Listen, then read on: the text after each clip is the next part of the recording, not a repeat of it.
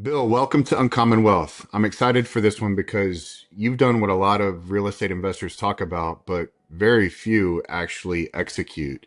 You've built companies, you've invested across different real estate cycles, and then you made the move into short-term rentals before anybody thought that was necessary. And you were starting to talk about short-term rentals before everybody and their brother was talking about Airbnb arbitrage on Instagram and TikTok, right? So, but what I really want to unpack today is not just how do you make money with short-term rentals or STRs. It's really a bigger conversation than that. How do you build a portfolio that creates cash flow, protects your time, gives your family options, and eventually becomes something more than just another operating in business? So let's start here. Bill, take us back to the beginning. How did you get into business and real estate originally?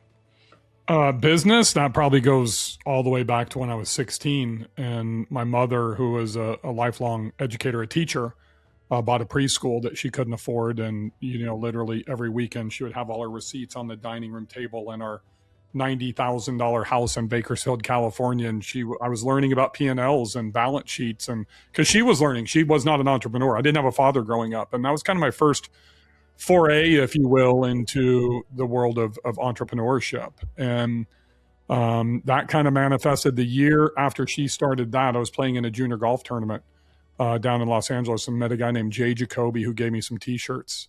And he was doing, you remember like you're probably not old enough, but they used to have like these crazy Zubaz, like workout pants and all these crazy colors. Oh, yeah. So he did like t-shirts like that. And he was the first one to kind of do it with an NBA license. So I was a Laker fan. I mean, I wanted a Magic or a Kareem or a Worthy. And, I got Bird and Jordan and Malone, and I wasn't going to wear that shit.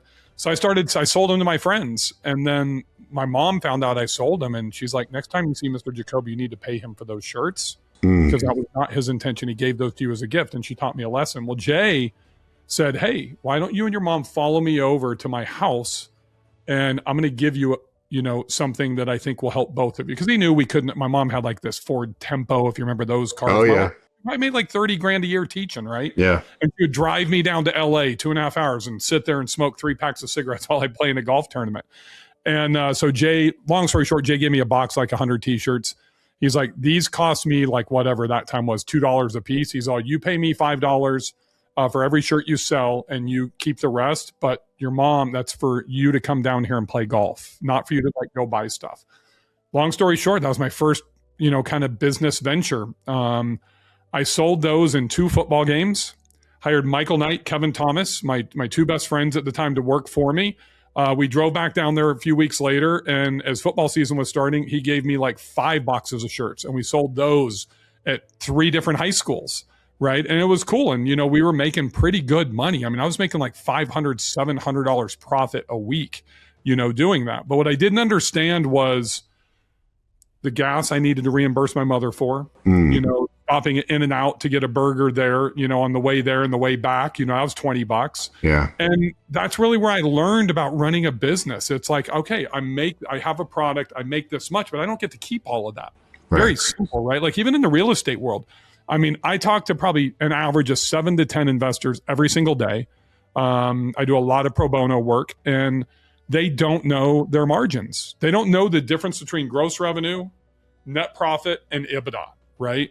And so all I did, honestly, John, is I applied my business experience, marketing, sales, positioning, and the financial component of operations to short-term rentals in 2015 when I started. And everybody back then, it was easy because it was just like a second home and throw it on HomeAway, and that type of stuff. That's all it was. And then I flipped and made almost $3 million in less than 18 months in Gulf Shores during the heart of COVID.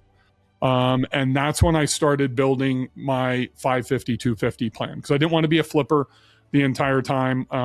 And I kind of learned what worked and what didn't work in short-term rentals. And that's where we started doing, super properties. And it's something that anybody can do. You don't even need a lot of cash to start. I mean, my baseline back then was like 300 grand. I mean, it's probably 700 to 800 today. One, because I've made more money, so I can afford to start at a lower price point. Yeah. Also, too, just, obviously appreciation, 2020's $300,000 property is an $800,000 property today. Yeah, it's the same property. 100%. When you made that shift in 2015, what were you seeing that other investors were missing? I didn't see anything. I was playing golf about 5 minutes away from where I live here. And Chris, my electrician, literally, because I didn't own anything, I didn't own any short-term rentals at this time, right? I had 2 condos in downtown Nashville that were LTR. And Chris had one in the exact same building, the Encore. And he's like, dude, are you Airbnb-ing your condos yet? I'm like, what's that? I mean, I'd heard of Airbnb, but I'm like, no, dude, I'm running my limousine company. I had the second fastest growing ground transportation company in the industry going on. I had some other things going on, and we played golf on a Friday afternoon. And he's like, dude, what do you charge him for rent? I said, like $2,200 at one of them and $2,500 at the other, which was exorbitantly high in like 2014. And he's like, I just made over $7,000. He had the exact same condo that I did. It wasn't quite as nice, but pretty close. I'm like, fuck you, bullshit. I just called bullshit on it. And I said, bring me your numbers. And the following Friday, he showed up. We had lunch before we played every Friday at 1:00, right? So he showed up at 11:30. I said, I'll buy you lunch, showed me all his numbers, and immediately called my agent and, said, hey, do you know anything about this stuff? No. I didn't know what to do, and he didn't know what to do. There was no permitting process that he was aware of, so he was operating illegally. So honestly, I just threw him up on Airbnb and started immediately illegally with no permitting process, and then got permitted. And it was within probably 8-9 months I sold both of them and went and bought my first bigger property down in Gulf Shores and turned that into a super property. And then it was kind of off to the races at that point. But I want to make something abundantly clear. A lot of people think they can't do this. They see me or somebody that's hit, the higher tier.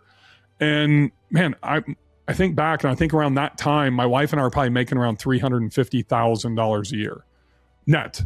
I almost went bankrupt in 2013 after the recession. The Nashville flood wiped out 2 of my businesses. I was probably within, I would guess, 5 to 8 weeks of filing bankruptcy in 2013. So we were rebuilding at that time. As any entrepreneur that's done what I've done has to go through those things, right?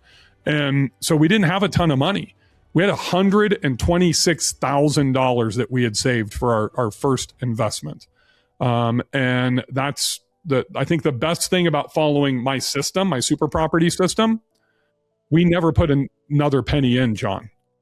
I've got $26 million with literally $19 million in equity just in short-term rentals, not my hotels or anything else.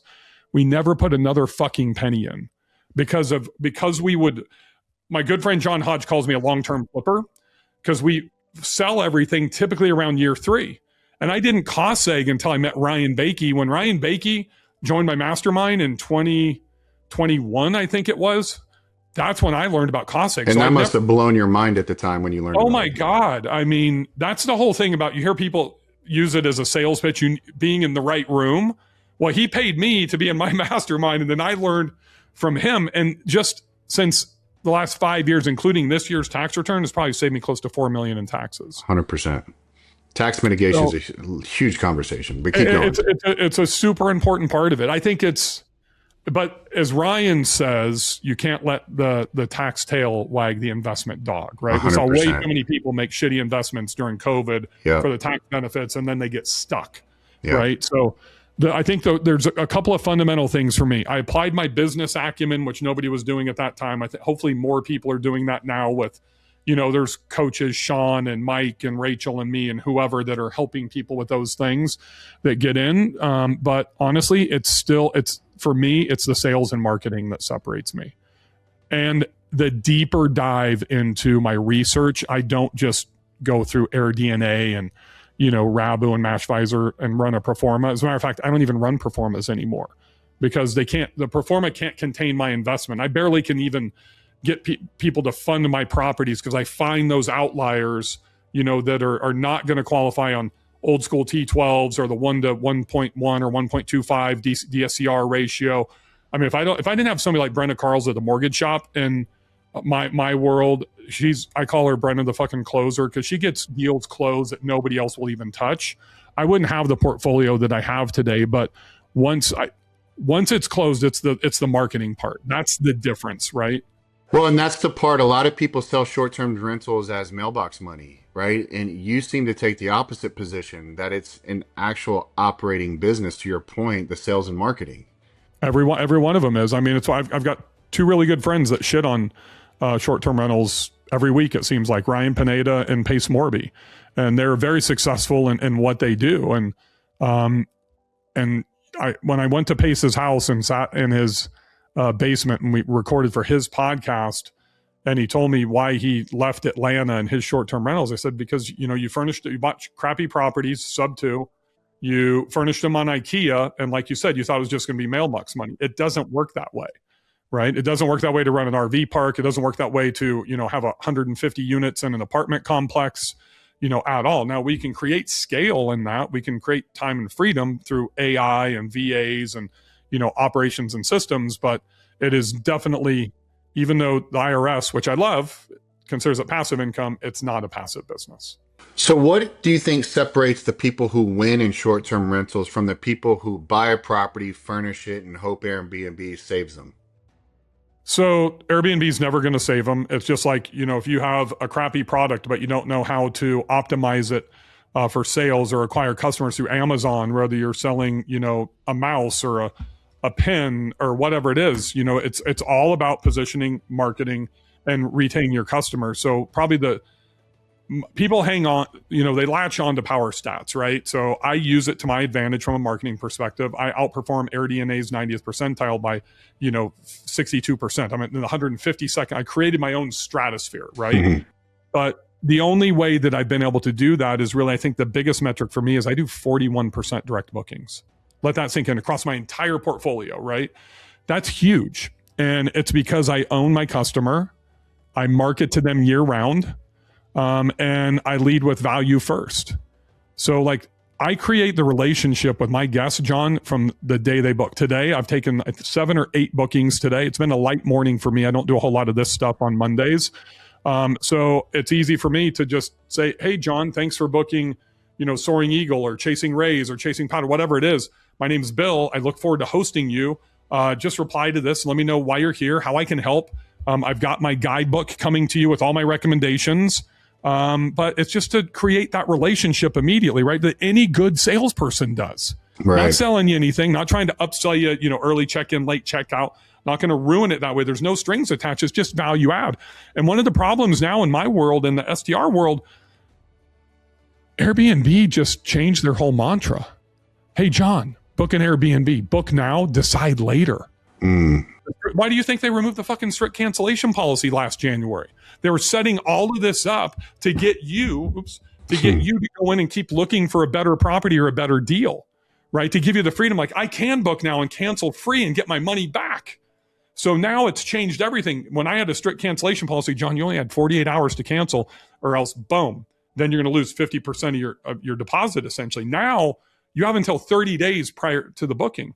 I'll give you an example. You talk about the mindset, right? The mindset is for 99.9% of short-term rental owners is, hey, they booked. Awesome. They're my customer now. No, they're not. We haven't had an exchange. I have not received any money. You've given it to Airbnb, not to me. So now you are my sales qualified lead. You're a very highly qualified lead, but that's why I send the welcome video. Got it. And holding my guidebook back till 3 days prior to check-in with all check-in instructions. I've used AI to create 5 different versions of my guidebook. Here's the best stuff to do with kids. Here's the best ski runs. Here's where to see the best dolphin cruises, best restaurants, sushi, barbecue, all this stuff. So I'm outperforming everybody else. And it's the single biggest thing that gives me a competitive advantage is this.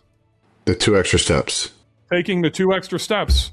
Not out till June 9th everywhere. That's my only plug I'll give to everybody. We'll make sure we put a link to that in the description section as well. And it's available. Yeah, I'll give you a link. It's Amazon, Books A Million, everywhere.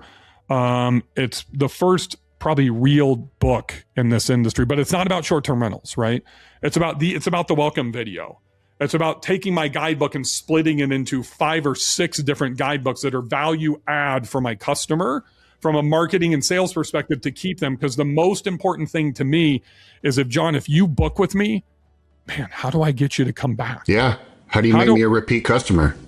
It's funny. I had a property in Gulf Shores when I was in heart of COVID. And I remember I was terrified when I literally got a message that had a picture way back when Airbnb first started letting guests like share pictures and stuff like that. And it was literally a master bathroom, and it was the backside of the door with a pair of tidy whities, and you could see a stain in it that my cleaners missed. But the beautiful part about that was the caption underneath. This is pretty funny. We just got here and we found this. Normally we'd be terrified, but with all the stuff you've done with us beforehand, I'm sure this isn't your, normal, operation. Yeah. Right? And if I don't send the video, if I don't have that communication, if I don't start a relationship, you don't build that relationship equity. And I don't recover. That's a 3-star review right off the bat, or they're leaving. Yeah. It's unsanitary. It's a pair of freaking dirty, tidy whities, right? Yeah. So, that's the thing that I think people don't understand. That's why I take everything I've learned in every other business that I've grown and just applied it to this. And don't get me wrong, I'm using HostBuddy for, automated guest messaging. It's very personalized. I jump in, and I just talked Caleb, one of my guys that helps me on my team, and we were doing, I forgot what it was, maybe an inner circle meeting, and they're like, well, Bill, you're the guy that talks about being personal. Now you have this AI program and you're using HostBuddy and all this different type of stuff. And Caleb's like, yeah, but he beats AI 99% of the time because I have everything built to operate off of this, right? Yep. So I can immediately reply and try to keep it super personal. So I think that's really it. I don't think there's a secret sauce. I just think it's finding, like, the whole 2 extra steps is about finding small things and doing small things that the 99th percentile won't use. The title at the bottom says the unfair advantage anyone can have. I wanted to say, it's how to get a competitive advantage on fucking lazy people, but my publisher wouldn't allow me to put that on there. That's what it is, right? So we all have the ability to find that competitive advantage. And people, I don't do the video because it takes time. It takes me 27 seconds to film a video and either text it or upload it to Airbnb on my phone. They're just too fucking lazy to do it. Yeah. And all we want in business is an unfair competitive advantage. And if we're willing to go the extra mile or take the 2 extra steps, like you're talking about, that's how you get it. Now, you talk about creating super properties. What does that mean to we got founders, entrepreneurs, business owners listening to this podcast, and they might be thinking about getting into this space. What does a super property mean? A super property, very simply, a lot of people think that it's the biggest, most badass property with all the amenities and everything. And I've got my fair share of those. But it's just the highest performing property in a market within the buy box, like based on bedroom count, purchase price, whatever that is. It's getting to that 150th percentile when people are happy being in the 75th or 90th percentile. There's one really important thing that has to be done to achieve that. And it's knowing what the competition is in your buy box before you go into the market. So for people that are looking to get into this, one, it's still the best tax benefits we can get. It's still the strongest cash flow in real estate. I don't care what Grant Cardone or Pace or anybody else says based on the dollar for dollar, but it's not passive. But here's the deal. When everybody was going into Destin, I went to Fort Morgan, Alabama. I usually say Gulf Shores, so a lot of people don't know Fort Morgan, but if you really know, I went to the tertiary market, and then I even went to the secondary market of Fort Morgan versus Gulf Shores in that tertiary market. Does that make sense? Yeah. I went to Banner Elk, North Carolina when everybody's going into the Smokies. I went to Cave Creek, Arizona when everybody's going into Scottsdale. I went to Whitefish when nobody was going into Whitefish, but if they were going to Montana, they were going to Big Sky or Bozeman. Most people won't get this reference, but I went to Smith Lake, Alabama versus Lake Martin, right? So I just went into Park City in December. I didn't go into the canyons area where they're putting all the development. I went to where I can walk to old school Park City and walk to Main Street because now I get year-round revenue. Yeah. I just looked before we came on. The condos there, it's a 2-bedroom condo, right? And we put a little bit of money into it, maybe 30 grand. My wife updated it, made it nice, but it's nothing spectacular. It doesn't fit our normal portfolio, but because of the strategic location that gives me the marketability, I just looked at my June calendar, or I should look at May, actually. May, we're at like 74% occupancy. That doesn't sound amazing to people that are in a year-round market or an occupancy-driven market like the Smokies, or PCB, where I've got a two-bedroom condo and I just had 99% occupancy since March, April, May, June, July, August, September. But the market, the worst spring ever in the history of ski markets, right? Coming off the worst winter, is at 18%, and I'm at 71%. Incredible. You cannot do that by waiting on Airbnb and Vrbo. Now, I am at like $179 or $189 a night versus the $700 or $800 that I want to be, because I have to be this time of year. But you know what? I'm paying the mortgage in the worst couple of months mud season of the year. And I'm looking at my other screen right now. If I calculate correctly, I'm already at about 82 or 83% in June, and roughly the same in July, and something that should be sitting empty, 20 days open on the calendar each month. Where do most investors get seduced by the wrong numbers then? Like, what are they looking at versus what you're looking at? I think they go into the Facebook groups, or they just look on Instagram or social media or whatever, and it's, oh, hey, look at the Smokies, look at Orlando, look at all the traditional places that everybody made a shit ton of money, during COVID, but they don't produce today. It is really hard to find properties that are going to cash flow today. Really hard to do that. And so I look at specific buy boxes. One, I don't invest into markets. For years I said I would never go into Panama City Beach. And then last year I bought a 2-bedroom condo down there, but I didn't invest into Panama City Beach. I invested into one building, and it's got wings on it. So I could have got a 3-bedroom for the price I paid for a 2-bedroom with a partial view. The only things that make money, it's called Regency Towers. The only thing that makes money are the 2 bedrooms on the front side. And really floor 3 through about floor 9 is optimum. Floor 10, 11, 12, it's too high. The experienced people know that there's not enough elevators, that they're going to have to walk. It's a pain in the ass. You get too low, too much sound overflow from the pool. But here's the deal. John Hodge, who was on my super team, I call him the Bank Whisperer, been in my mastermind since day number 1. He's the OG, but he's also a construction guy. Oh, I forgot to mention, John's the president of the HOA. John is painting the building. He's updated the landscaping. He's updated the pool. He's kicked out the old restaurateurs, brought them in, negotiated the deal to where now it's like another $380,000, for the HOA. He's assessing like $2 million over a 5-year period, because he's an owner as well, right? Like $3,000 a year per unit, so we can afford it. But he's upgrading the building, and I knew this before I bought, because once he just paint, forget about landscaping, redoing hot tubs, all that restaurant, all that type of stuff, just paint is going to give me 20 to 25% appreciation in my condo.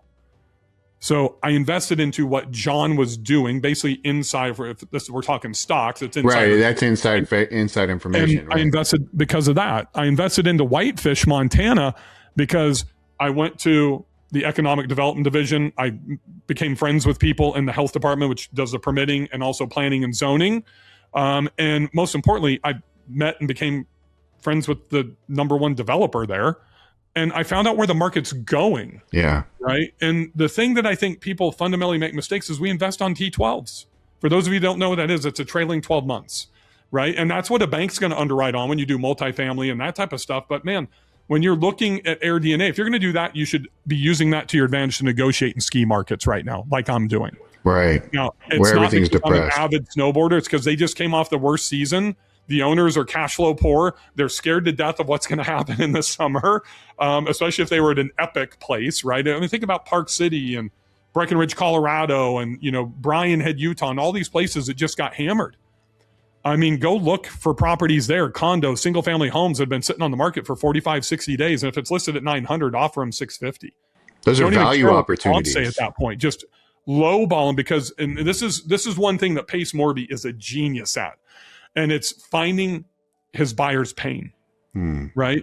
And a lot of people say, "Oh, hey, look at this! This just hit Zillow," and then I won't even touch that.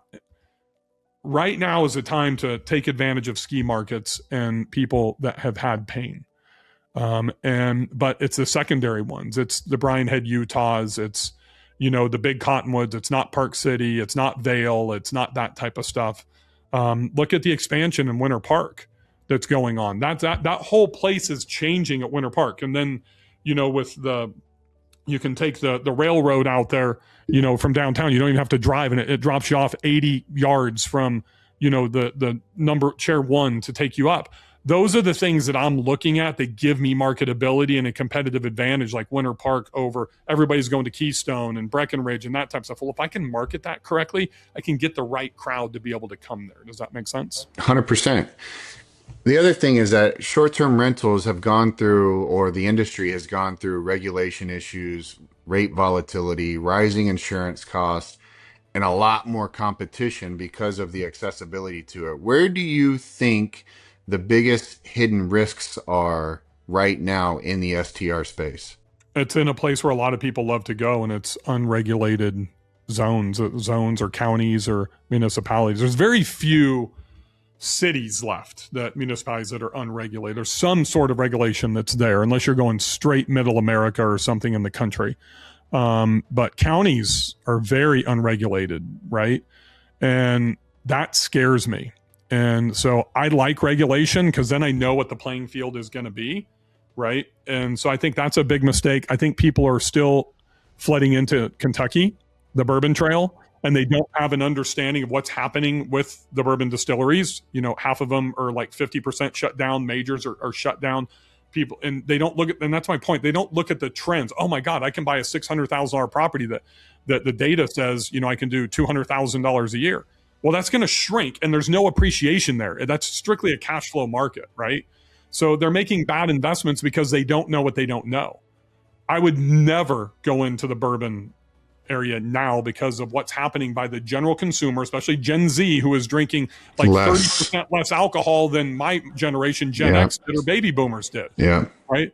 I'm going into places where health and wellness can give me a competitive advantage. I'm the guy that's dropping multiple hot tubs and saunas and cold plunges. I don't do the backyard live chess games and putting greens and stupid shit like that, because I'm looking at what the younger generation is. It's why McDonald's, the one thing that they revolutionized with the quick service restaurant business many, many years ago, it wasn't the whole, Ray Kroc story of real estate and stuff like that. It was the fucking Happy Meal to get them to have that customer for 40 years versus having somebody for 3, 4, or 5 years, right? And that's what I look at. I mean, so that's that deeper research of why I go to planning, zoning, city council meeting minutes, all that type of stuff. Find the bigger developers in these areas, figure out what they're doing, what's coming. I live in just south of Nashville, right? And it's a horrible STR market. I don't own one STR here. I have a property management company here. But I saw this town change in 2006 and 7 when Nissan relocated their headquarters here. I saw it change when Pinnacle Bank did it. And there's a whole nother gentrification that's happening because of Oracle that's moving in now. And those are the things that they should be looking at. The expansion at Winter Park and the gondola coming into downtown, they should have been buying a year ago around where that gondola is going to go for access, right? So, but the problem is I think this is just natural human nature, is people need to feel comfortable, and they're waiting for it to develop before they make that investment. Unfortunately, in business and in real estate investing, that's where you miss the boat.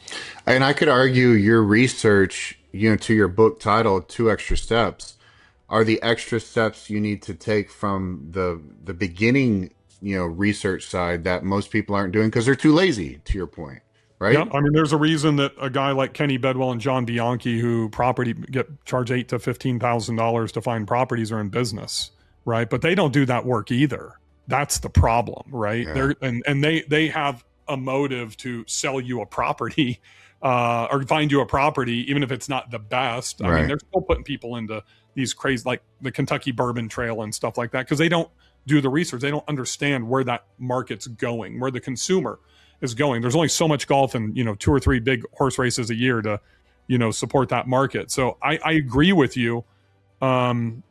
Is there a vertical there that you could offer to the industry? Is there a business inside of that, or is that your differentiation? I mean, I have a mastermind and an inner circle. I teach my membership how to do that stuff. That's definitely the differentiation. Yeah, But there's people that join my program that are lazy that won't do it either, for right? sure. For sure. I mean, look, I'm not the biggest guy in our industry from a real estate holding standpoint or a brand standpoint or a social media following. It's because I tell them the fucking truth, unfortunately. I'm not a content creator. I just try to educate and tell them the truth. I love it. I love it. Well, here's where I want to shift a little bit deeper for you, Bill.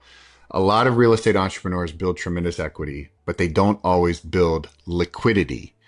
They're asset rich, cash flow dependent, like we've already talked about, and sometimes exposed from a tax and estate standpoint. Have you seen that in the short term rental world? Yeah, because so many people strip, right? Like I don't strip. When you That's say why that strip, what does they're strip stripping mean? equity, right? So Okay. they're heavily leveraged, and they don't understand that if they're going to equity strip, whether it's a HELOC, whether it's a refinance, whatever the repositioning is, that they don't have a plan to pay that money back, right? That's the problem that I see with that. And There's no exit strategy. there's not. And it took me a good probably 4 or 5 exits in the 90s before I understood what my mentors, Reg Booth, man, probably the single individual outside of my mother that's impacted my life more than anybody. He's the one that really taught me about exit. The guy owned over 200 Pizza Huts at one time, and he owned, just like Ray Kroc, he owned all the land. He was in Pizza Hut guy number 3 in 1968. He's the one that I invented glow golf with, the glow in the dark miniature golf. And when I started having some exits, and he would ask me about them, and he's like, well, if you would have planned for an exit, you probably would have 3 or 4x'd what you would have. No, we weren't talking like EBITDA and that lingo and that. He's a very just kind of down home guy. And he's like, you probably could have got 700,000 versus 200,000, or when I had my first $1 million exit, and he's all, but you really need to start planning that from the get go. And I built my entire portfolio for an exit. I think people don't think about that exit, John, and they strip equity. They're over leveraged. They don't understand truly how the tax benefits that we all take advantage of with cost segregation studies work.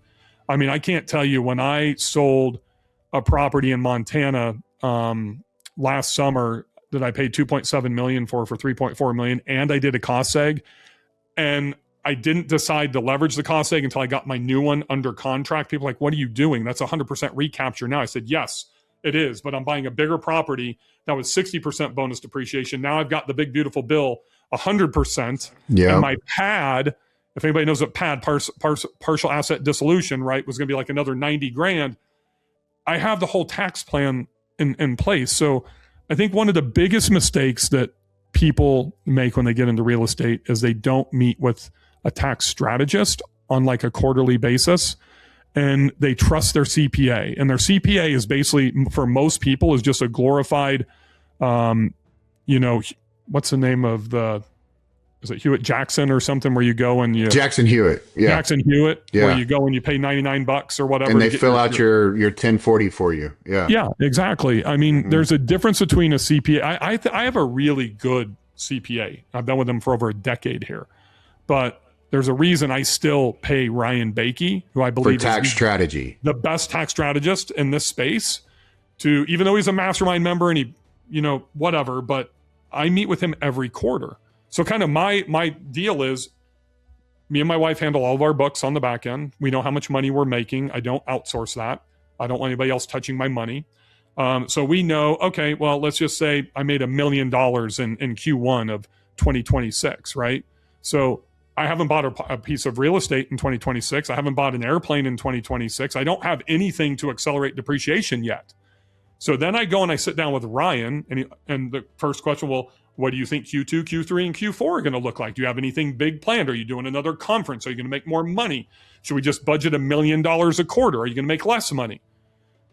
And then he asked me, well, how much are you going to snowboard? Because I know you're not making as much money when you're out snowboarding every day. And so I track what my revenue and my net income is going to be every week. So I have like an AI dashboard that shows me everything of where I'm at. I give that to Ryan.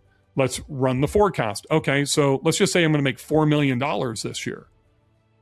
Well, what is 40% of that in tax. $1.6 million. Yeah. Yeah. So, okay. So we back that out. Now, 1.6 million.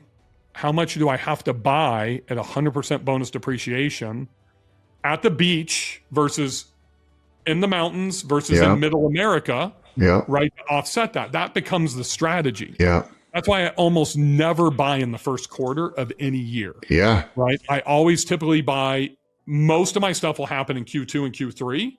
So I want to see how the first two quarters are going income wise, and then I'll implement my tax strategy. So last year I closed on the big Montana property, 2.75 million in late July. And then I ended up buying a condo for 850,000, 40,000, something like that in Park City in December to round out what I needed to do to make sure that I got into the tax bracket that But I wanted. that's because of the proactive tax planning you did in advance to know Every what quarter. that number is. 100%. And you said something earlier, but I want you to say it again. Don't let the tax tail wag the investment dog. So you still have to do your due diligence and research and take those 2 extra steps to find the right property or properties to get you where you need to be from that tax perspective. Yeah, I mean, I'm looking all the time, right? And if something pops up, then, I'm going to pounce on it.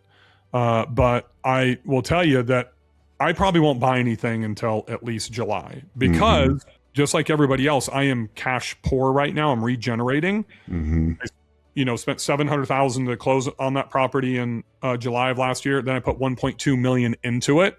So I'm in basically almost $2 million cash. Then I bought the condo, that was another $200,000 in cash to close and to renovate. I'm $2.2 million in cash. I only keep 2 million, in investable reserves typically. Yeah. And for those of you that are like 4 million a year, 2 million, that took me a long time to get there, by the way. It didn't used to be that way. Right. So I depleted 100% of my cash. And then I'm like, fuck it, I'm going to go snowboard for 100 days. Well, actually 80 to 83 days. And, still working, but all of those are working. And that's one of the things for those of you that are in business, every single time that I went to snowboard this year, it was a business trip. Either take one of my employees, my wife, which is my business partner, so we have annual meetings there. We have strategic planning meetings, take my mastermind members, whatever it is, right? Construction workers, all that type of stuff. It's all strategically planned to where those are business trips, just FYI. All part of the tax strategy. But I'm looking now, even though I probably won't buy for another 3 or 4 months, because I was under contract for 4 properties in a market that people would have closed on just because the numbers are so good. But if I didn't know what was going on behind the scenes in that city, I ended up backing. I was under contract 4 properties all at the same time. Went to, I guess it was probably 3 weeks ago, I had a mastermind meeting in Oklahoma. And while I'm going there, I got the information I needed. Literally, as I'm on a flight from Chicago to Dallas, and I'm like, fuck, they're having major water issues in Bryan Head, Utah. I was under 4. It was my number 1 market to invest into. Now it's not even investable, in my opinion, because of what's happening with Las Vegas and who controls their water. Going to Las Vegas, and now they're doing this mountain at their ski resort expansion. Well, how are they going to be able to make snow? Are they going to have enough water, by July for, their residents? All of those things scare the, what out of me. So I ended up backing out, and I've got to wait, and I've got to see what's going to happen. They've got to come up with a solution before I would go and invest into that market. I'm not willing to take that risk. Does that make sense? 100%. And the other thing that I've done, kind of back to the whole super property thing, is I own just as many condos today as I do bigger, single family homes, which a lot of people just say Bill's got the big 6-bedroom, 10-bedroom mansions, the lodges, all that type of stuff. That's not true. I own just as many condos. And that's really because of the tax benefits, because there's no land value there. So you typically get 95 to 97% dwelling value back into your cost segregation benefit. My listeners, the listeners of this Uncommon Wealth podcast, have heard guest after guest after guest say something similar to what you said about CPAs, right? They're glorified historians, right? And it's not really their fault, but their business model, they have way too many tax returns that they have to handle, way too many business tax returns. They're always chasing deadlines to make sure you file compliantly on your deadline and they're not giving you proactive tax advice. If anything, if you're getting any tax advice at all, it's all reactive in nature, right? Not proactive. So I've said it before and I'll say it again. I'm probably going to take a compilation of all of my different successful guests who have basically said the exact same thing about CPAs and put it into just one big 5-minute compilation about how, because people need to know CPAs get this moniker of being the most trusted advisor, and they are, right? But that doesn't mean they're the right person for your tax strategy. I can't tell you how many people are taking financial advice from their CPA. Yes. You know, look, my guy here in Brentwood, south of Nashville, his name's John Mays. He's really good, but he's still not a tax strategist, right? He's a CPA. He's never owned a business, right? So he's just there to take the information I give to him. Which is no knock to him, but it's not the same He's thing. Great. And I'll probably never leave him unless he just becomes non-responsive, which a lot of CPAs do. Like, look, if you can't pick this thing up and literally text or call your CPA today and at least get a response within 24 hours, you got the wrong fucking dude. 100%. That's number one. Number two is if they're not on your ass as of January 1st to get them the information and helping you get them the information that they need, that's not your guy, right? And then number three is don't take financial advice from them. Don't take business advice from them. And I believe anybody that does have enough investment capital to decide to invest either into the stock market or into real estate, you have to have a tax strategist. You can get access to a guy like David Perez, Ryan Bakey. There's a handful of other guys that are out there for like less than $3,000 a year to where you can actually talk to them and they'll help you audit, your portfolio. And you can go up to 10 or 15 or 20,000 if you want one-on-ones like I do with Ryan and stuff like that. And I think that's all commiserate based on what your investing level is, right? I didn't have a tax strategist, John, in 2015. No. I didn't know that I needed a tax strategist until Ryan joined my mastermind, right? I brought him into my very first boot camp, and that's when I found out about the cost segregation. The kid was 21 years old at the time working at Deloitte in Chicago, and I said, dude, you need to quit your fucking job and start teaching people this as a full-time gig. And you kind of get mad at your CPA when you find out that information existed, but then you realize— I did in the beginning, 100%. Yeah. I don't now because that's not their responsibility. Exactly. It's not their job description. Their job description is to file my taxes. Yeah. Right. And they should be giving us some advice, but if they don't live in this space, just like Ryan as an example, doesn't live in the oil and gas space, which there's great tax benefits there. Sure. So he doesn't come off and, say that he's the expert there. And so, I mean, I kind of deal in real estate and I'm getting into airplanes. And I didn't know anything about airplanes. And I'm not going to be the guy you're going to see flying around private, but I'm probably going to buy an airplane. For the tax strategy, for the bonus depreciation. So what I do, I have a mastermind member named Madison who's owned like 5 planes. That's the first guy I go to. What type of plane should I buy? What's the highest demand? Then I go into AI, start doing research. Then I call my local, FBOs to find out what they have demand for. And I thought it was going to be I was completely wrong. I thought it was going to be like a Hawker. Right? If anybody knows anything about planes, it's literally a citation, not universal. What's it called? It's something like universal, but it can fly 40,000 feet.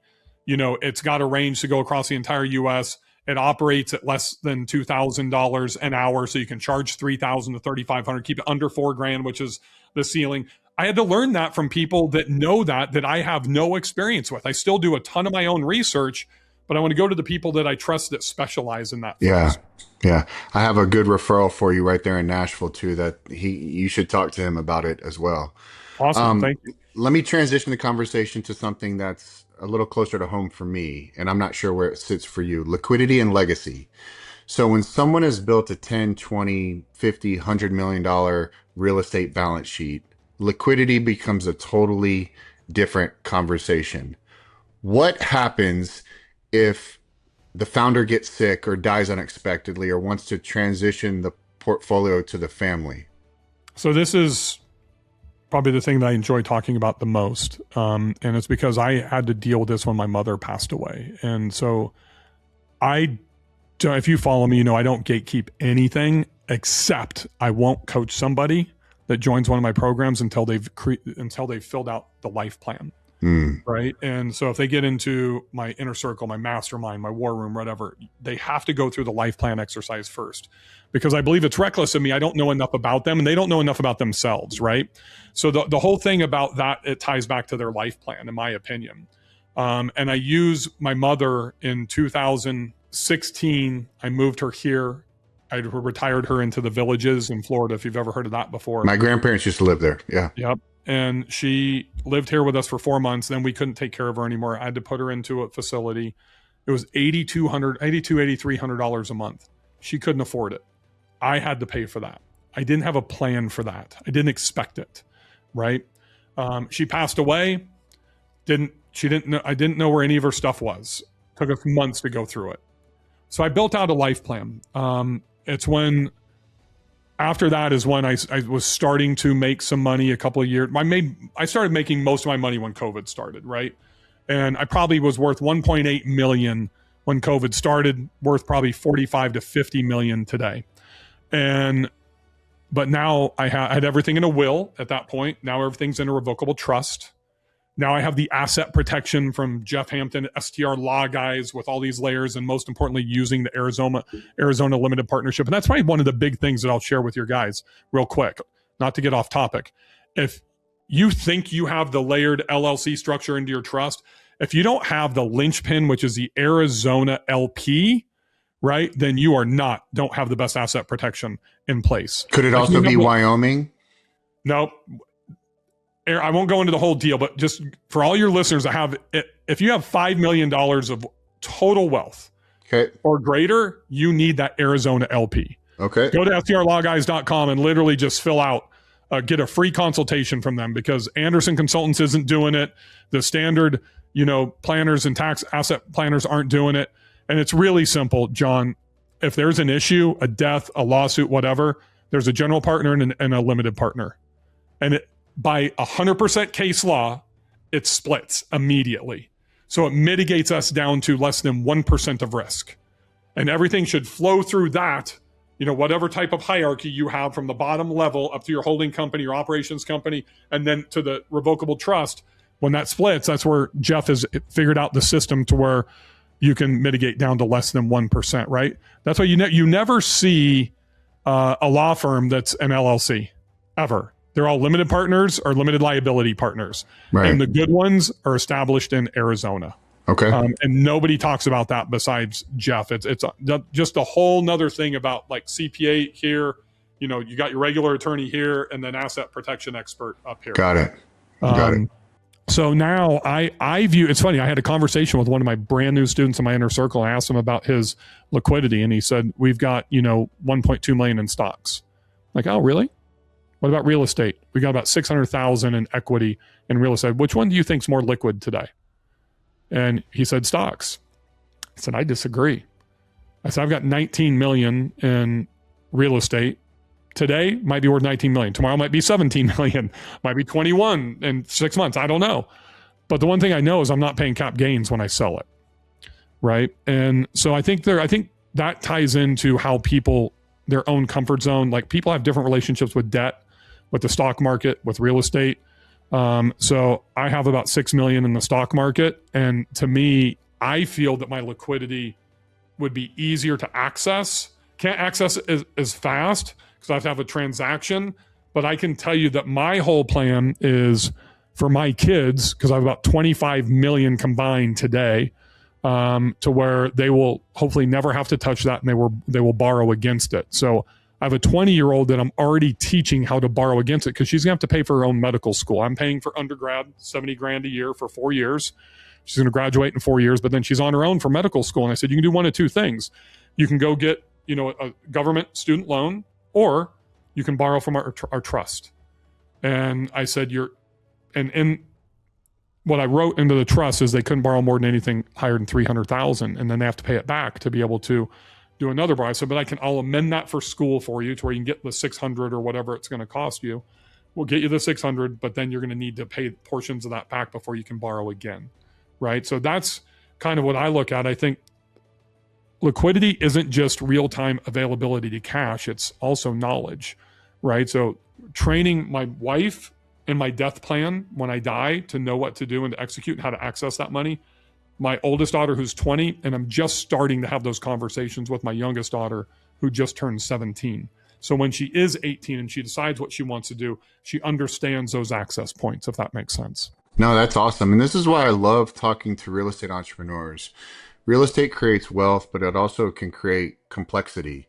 I am interested to hear about that Arizona LP, but outside of that, inside of real estate, you get illiquidity, estate tax exposure, some debt operating risk if you have some of that tax drag, unless you have the mitigation strategies and the Mm-hmm. tax planning strategies, and family transition issues.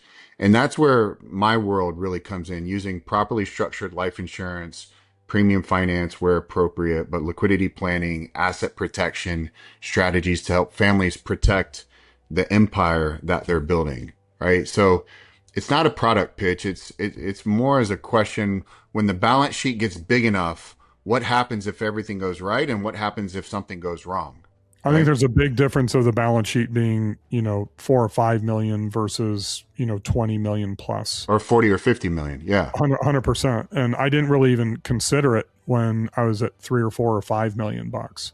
As it gets bigger and bigger, it definitely becomes more important. And that's the thing, that those conversations aren't happening, in the bar at the country club.